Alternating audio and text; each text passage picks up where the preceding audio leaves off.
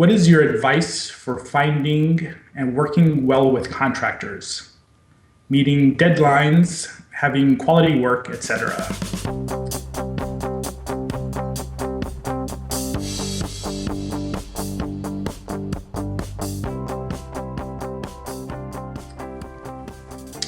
So working with contractors can be tough. I've hired contractors through like Odesk, Elance, Craigslist, a lot of different sources and a lot of different ways. I've narrowed down the process.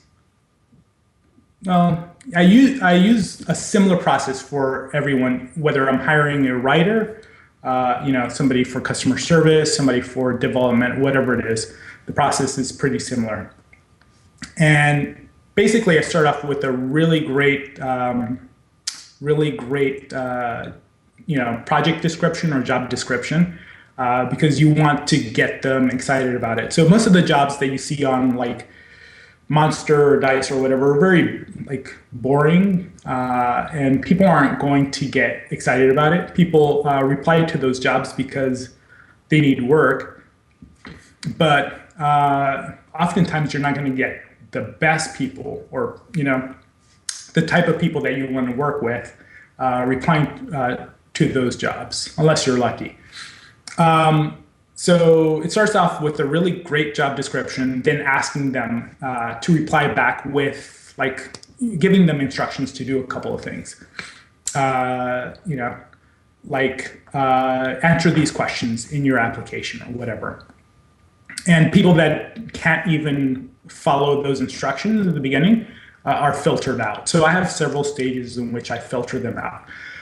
And then I'll go back and for the next stage, ask people a few questions and see what their answers are. So what I'm testing at this stage is basically how fast they reply to me, what their how well they're able to communicate, just their writing ability.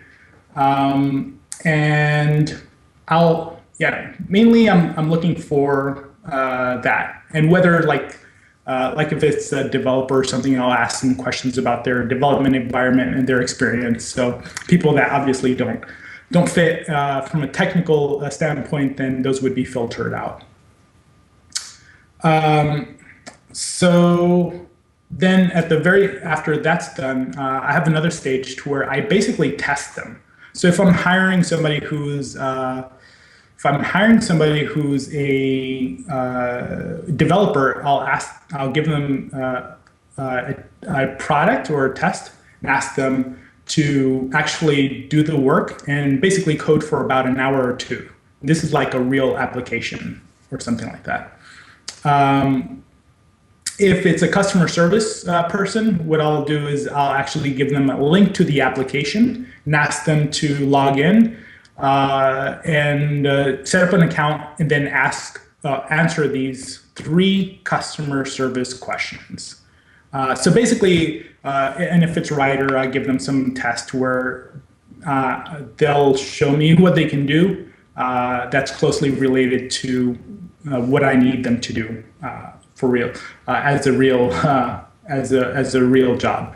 So the reason I do that is because you can ask somebody a lot of technical questions, like whether they know this, whether they know that, do they have experience with Microsoft Office and all that stuff. But that's still not going to tell you if they can do the job, right? You're not going to learn that until they actually start doing the work. So that's why I give them basically a test to where they spend like an hour or two doing the work.